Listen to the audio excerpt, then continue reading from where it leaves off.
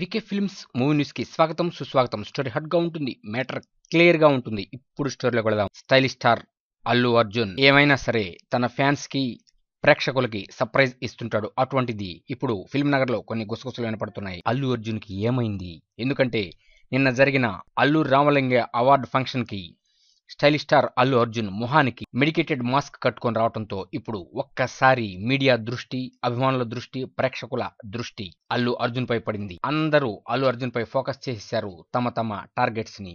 ఏం జరిగింది అల్లు అర్జున్ కి? కానీ ఇక్కడ ఒక విషయం గమనించాలి. దువ్వాడ జగన్నాథం షూటింగ్ లో పాల్గొంటూ ఉన్నాడు అల్లు అర్జున్. ఆ సినిమాలో కొన్ని మిసాలు తీసేసి నటించాల్సిన సీన్స్ ఉంటాయి.